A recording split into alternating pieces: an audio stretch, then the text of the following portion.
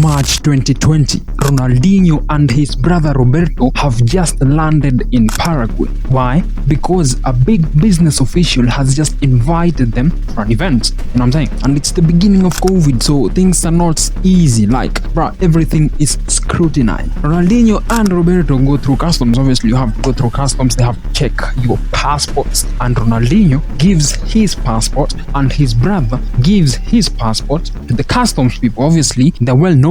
It's Ronaldinho. He won the Ballon d'Or in 2005. You know what I'm saying? Like, everybody in this world knows who Ronaldinho is. They give their passports. The customs official cross-checks it. He's like, wait.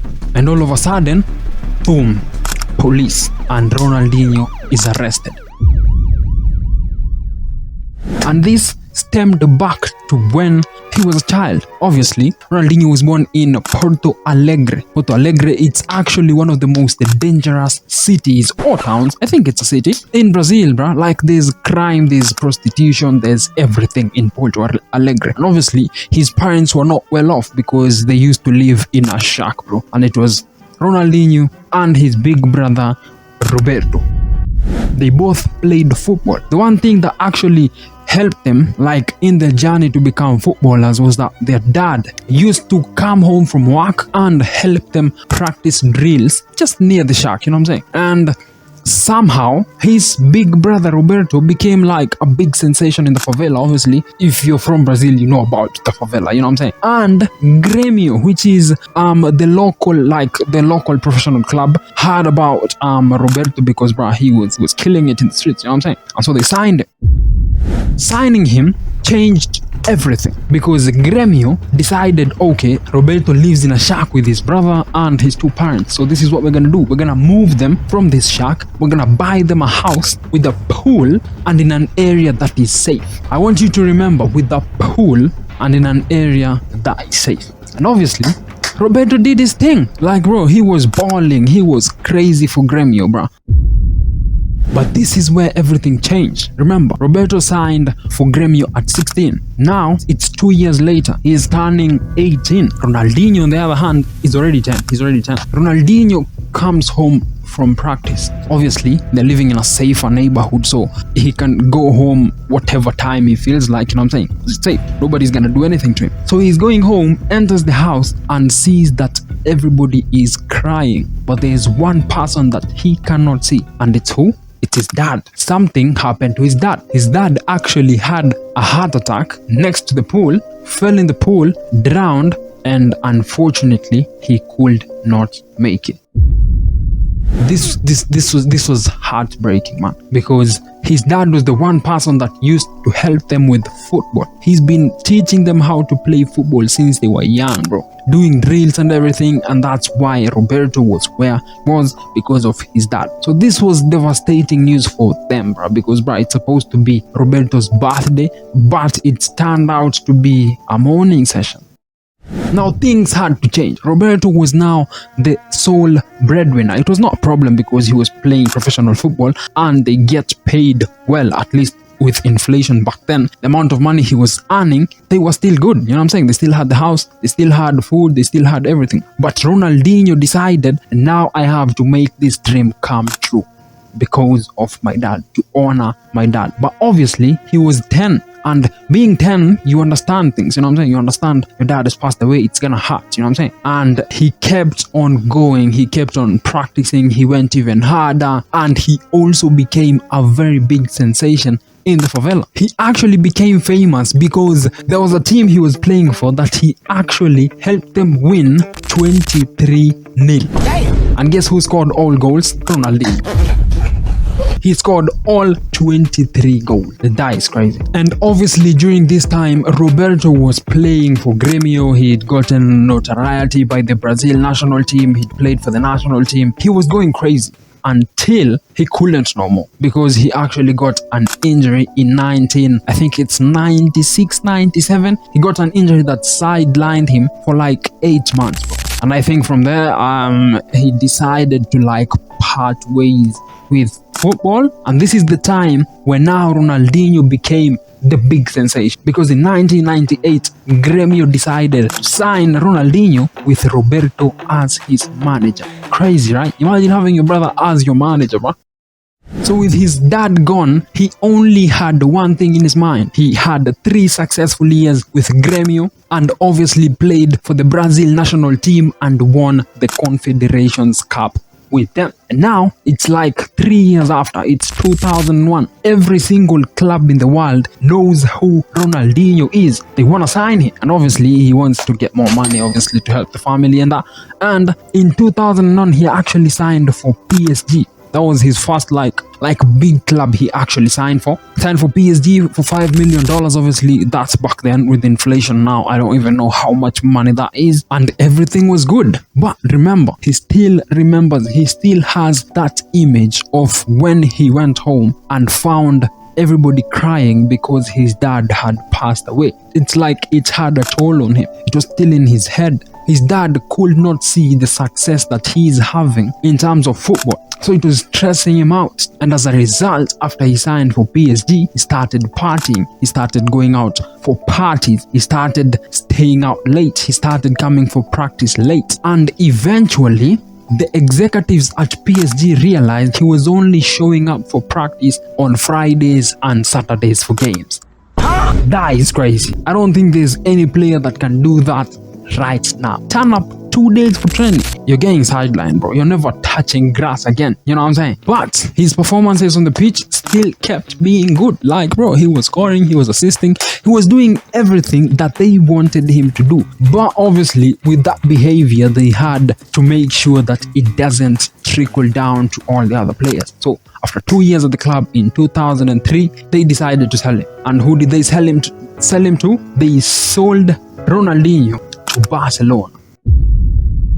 And obviously when he joined Barcelona, he was a sensation. Club still wanted him, obviously. So signing for Barca was big because they were struggling with keeping up with Real Madrid. Real Madrid were going crazy. And obviously signing for Barca boosted Barca a lot because he won the Champions League. He actually won the Ballon d'Or in 2005. And he won the FIFA Player of the Year twice. Damn! But obviously, once a madman, always a madman. I don't know why I've said that. He's not a madman. But he eventually went back to his ways. He started showing up for practice late.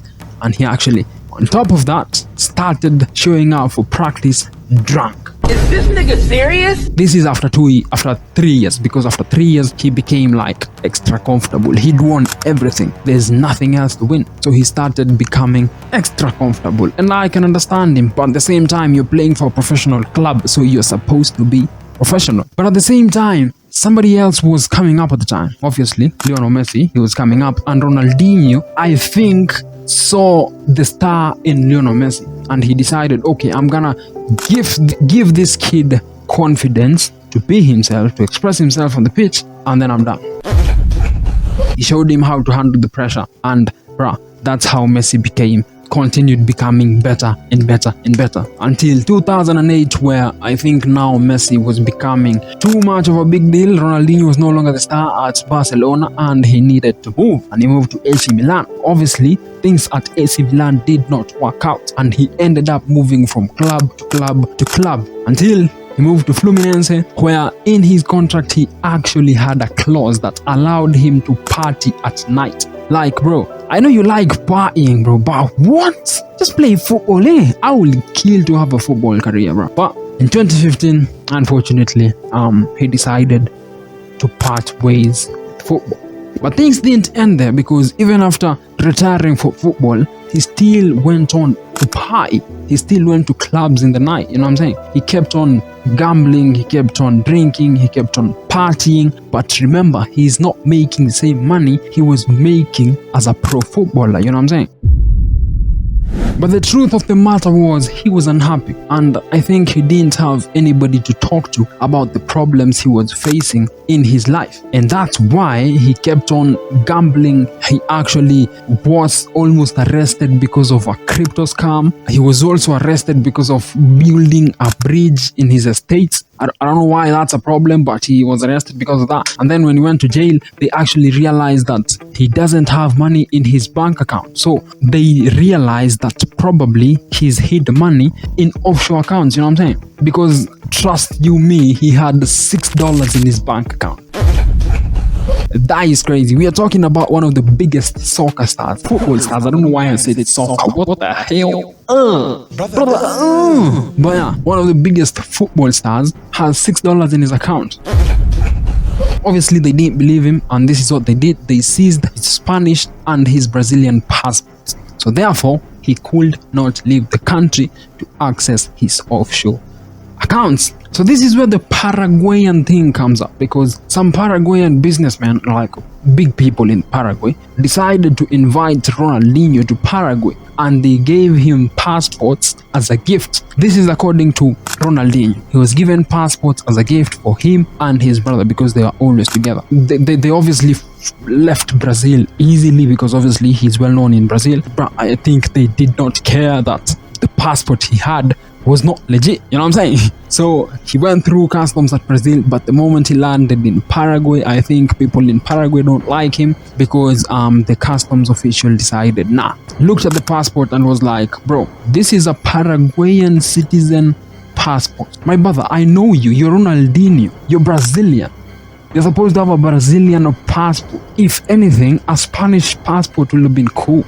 But obviously, both of them had been seized, and therefore customs called police. He was arrested, went to jail, stayed in jail for like 32 days, then paid a $1.6 million bond. You don't find that suspicious? I don't know where the money came from. I don't know.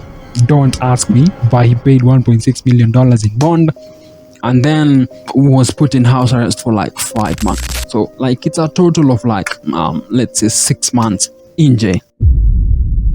While he was in jail, he was actually cool. Like they said, the conditions he's living in, it's like a hotel, you know what I'm saying? After all those scandalous events, he actually turned his life around at the age of 40. Because he actually celebrated his 40th birthday in prison. He changed his life around. He started focusing on endorsements. He launched a liquor brand. He even launched a studio to do more with his life. He even became an ambassador for a football stadium in Brazil. And obviously in 2022, I remember seeing this picture. Bra was posted up in a flipping Rolls Royce. I don't know why we thought Ronaldinho could go broke. He has money. Ronaldinho is rich. But the one thing that I'm waiting for is his film that's coming out. I don't know when it's coming out, but he's doing a film and it's called Ronaldinho, the happiest man in the world.